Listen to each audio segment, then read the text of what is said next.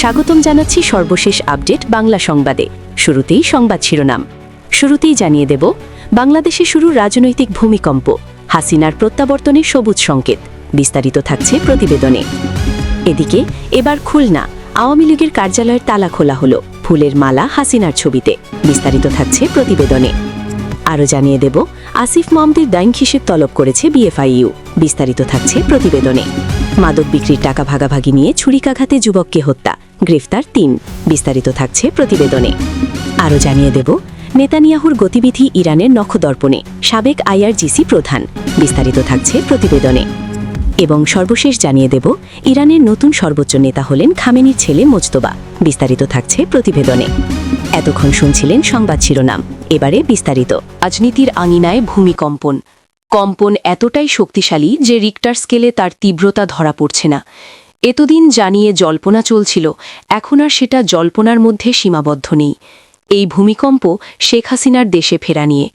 সম্প্রতি বঙ্গবন্ধু কন্যা দলের ওয়ার্কিং কমিটির বৈঠক করেন। বৈঠক হয়েছে ভার্চুয়াল। ওই বৈঠকে দলের বেশ কয়েকজন প্রথম সারির নেতা উপস্থিত ছিলেন। বৈঠকে হাসিনা জানিয়েছেন তিনি দেশে ফেরার জন্য প্রস্তুত। তারা যেন মাঠ পর্যায়ে যাবতীয় প্রস্তুতি সেরে রাখে। খুব স্বাভাবিকভাবেই বাংলাদেশের রাজনীতিতে এই নিয়ে রীতিমতো শোরগোল পড়ে গিয়েছে।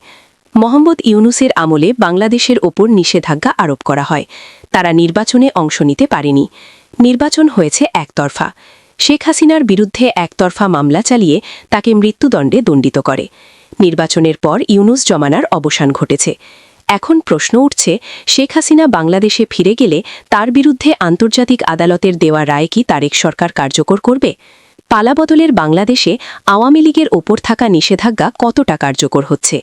কিসের ভিত্তিতে শেখ হাসিনা বাংলাদেশে ফিরে যাওয়ার কথা বলছেন? তবে কি তিনি নতুন কোনো কৌশল নিতে চাইছেন? হাসিনার পরিকল্পনাই বাকি।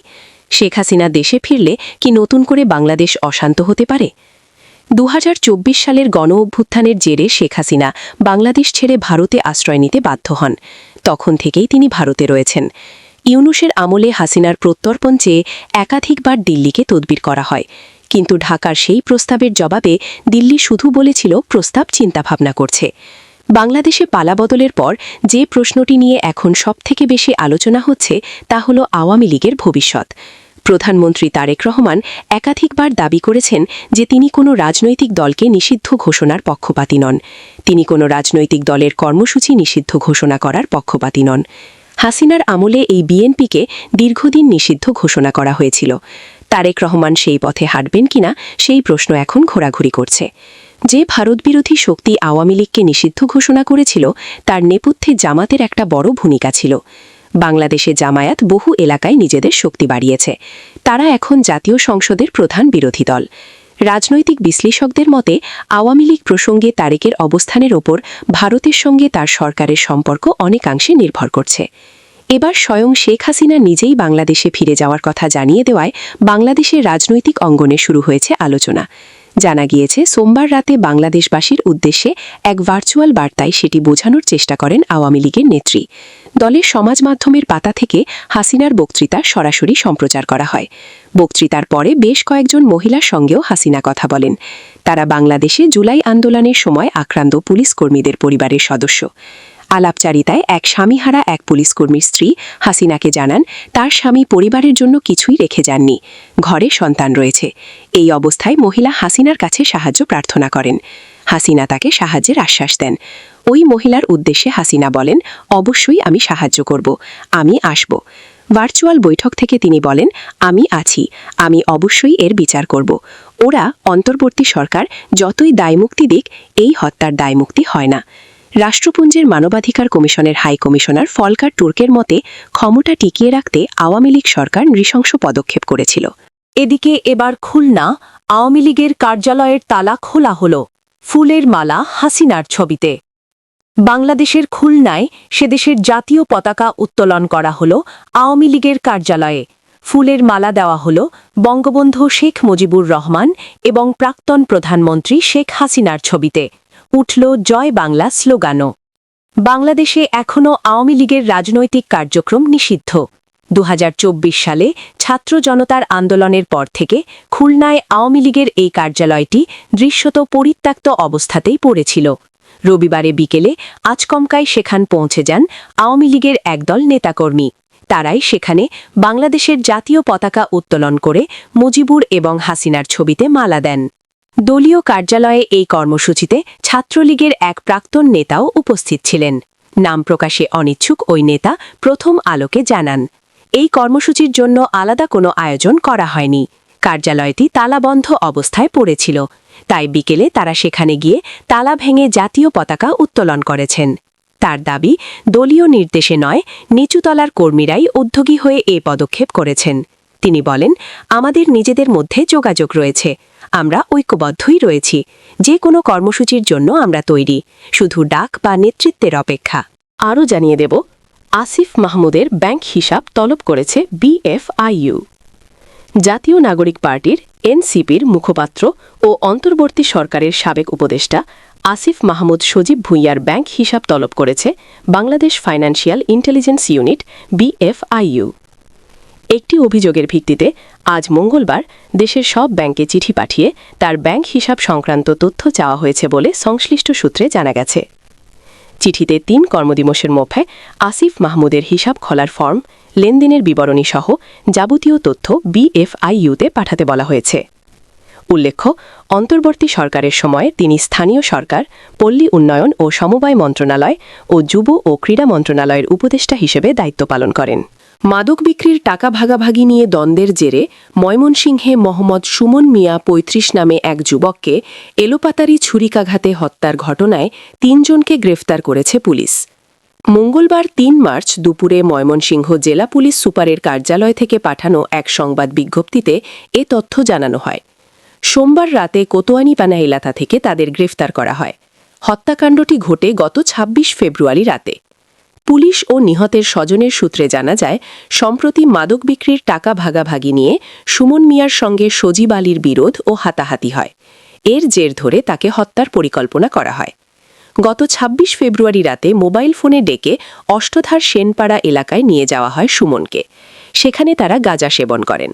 এক পর্যায়ে টাকার বিষয় নিয়ে ফের কথা কাটাকাটি শুরু হলে ধার ছুরি দিয়ে চকাও, থুতনি, গলা, ঘাড়, বুক ও তলপেট সহ শরীরের বিভিন্ন স্থানে আঘাত করে তাকে হত্যা করা হয়। পরে সুমনের মরদেহ অষ্টধার সেনপাড়া এলাকার সাহেববাড়ির উত্তর পূর্ব কোণে রেল লাইনের দক্ষিণ পাশে ধানক্ষেতের সেচের নালার উপর ফেলে রেখে যায় অভিযুক্তরা।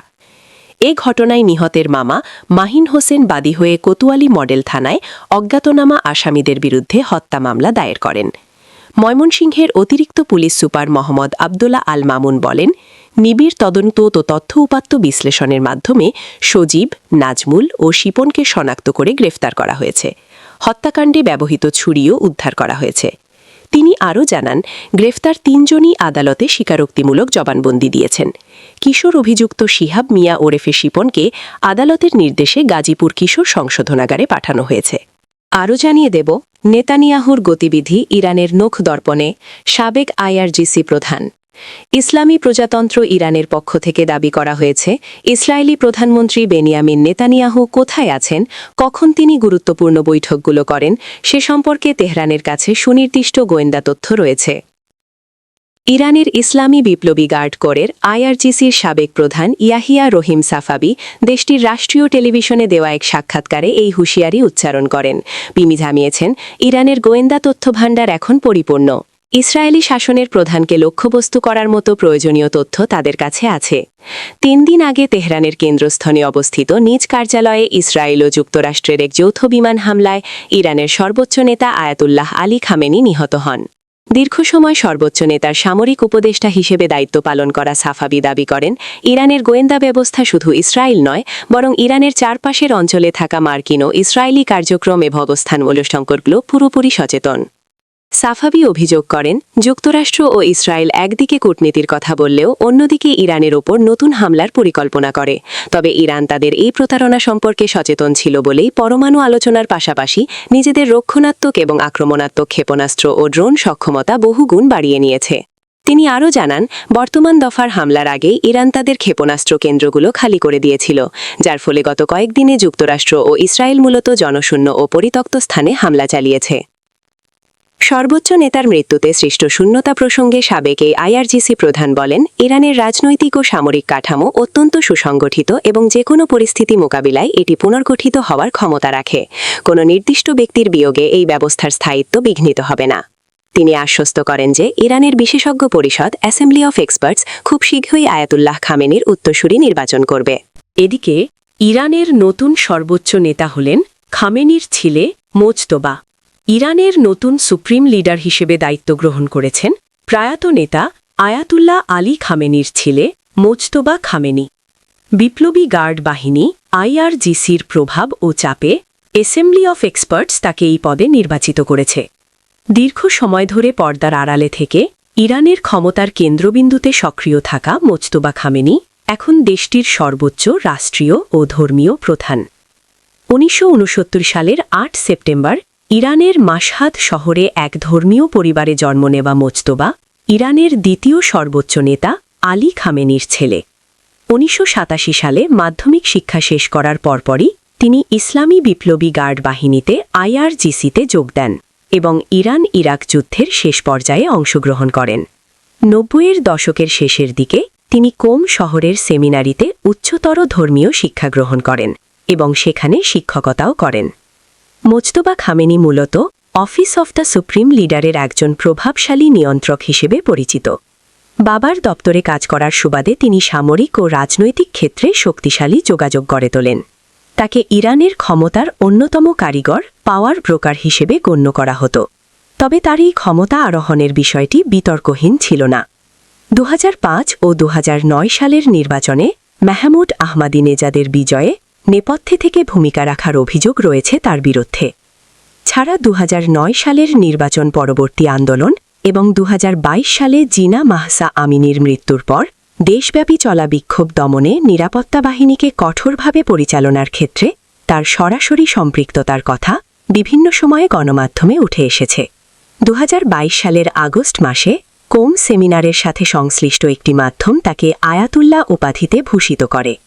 একজন ধর্মীয় নেতা হিসেবে যে ধরনের উচ্চতর পাণ্ডিত্য ও গ্রহণযোগ্যতার প্রয়োজন হয় তা না থাকা সত্ত্বেও এই উপাধি ব্যবহার তার উত্তরসূরি হওয়ার পূর্ব প্রস্তুতি হিসেবেই বিবেচিত হয়েছিল।